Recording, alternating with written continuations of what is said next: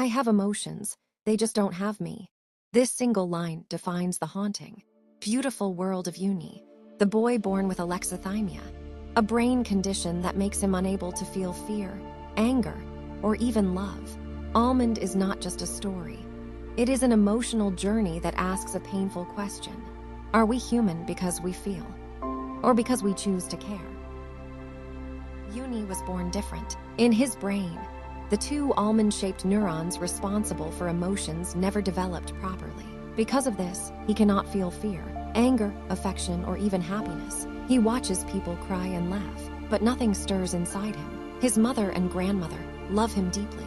They know the world can be cruel to someone who appears lifeless, so they create a safe life for him. A bookshop to run together, special lessons every evening, practice conversations like thank you, sorry, I understand. Yoonhee doesn't feel emotions, but he understands that these words make others comfortable.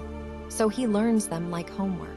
The night everything changes. On Yoonhee's birthday, an unexpected act of violence strikes. In an instant, the two people who protected him from the world are gone forever. The world becomes loud, aggressive, and lonely. He goes to school, he goes home. He breathes, but he feels nothing. Not grief, not anger, not fear, nothing. At school, Yoonhee meets Gon, a boy overflowing with emotions, especially anger. Gon is unpredictable, dangerous, and wild. He hits, screams, climbs rooftops, breaks rules, because he doesn't know what to do with his pain. Where Yoonhee cannot feel it all, Gon feels too much. Their first encounters are violent. Gon punches Yoonhee again and again, and Yoonhee doesn't react. No fear, no tears. This makes Gon furious, fascinated, confused. Why doesn't he break? Slowly, without even realizing it, the two begin to orbit each other. Not as friends, at least not at first, but as two shattered souls trying to understand themselves through the other. Gon pushes Yoonhee to feel. Yoonhee forces Gon to slow down and think. Their connection is strange, uncomfortable, but honest. Little by little, things around Yoonhee start to shift. He begins speaking more instead of reciting memorized lines. He learns to care about someone, even without feeling it the usual way. He slowly builds relationships that are real, not scripted. But the path is not smooth.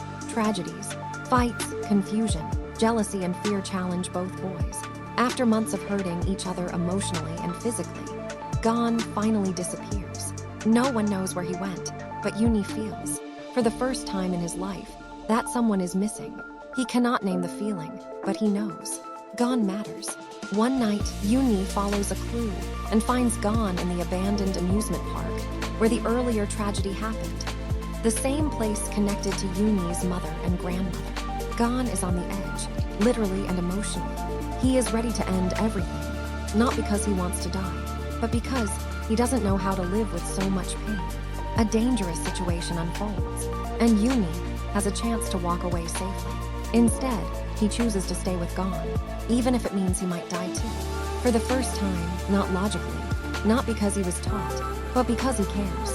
Yoonhee sees Gon about to fall, and something explodes inside him. Not fear for himself, but fear of losing someone. This moment becomes his first true emotion. He reaches for Gon, grabs him, and desperately shouts, not calmly, not rehearsed, but with raw human urgency. Yoonhee cries. Gon is shocked. The boy who never felt anything is crying for him. That single moment saves both of them. After the climax, their lives don't magically become perfect. They are not suddenly best friends, but something changes forever. Yoonhee is no longer just a boy without emotions. He may still have alexithymia, but he can love in his own way.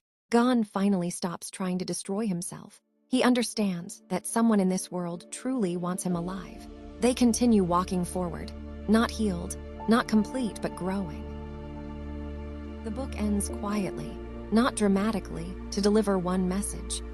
You don't have to feel emotions perfectly to be human. You become human when you choose to care, even when it hurts. Won-pyung Sohn writes simply, but with a punch. Every chapter is short, precise, and meaningful, no drama, yet full of impact. You don't cry because the book tries to make you cry. You cry because you realize a boy who cannot feel ends up teaching you how to feel.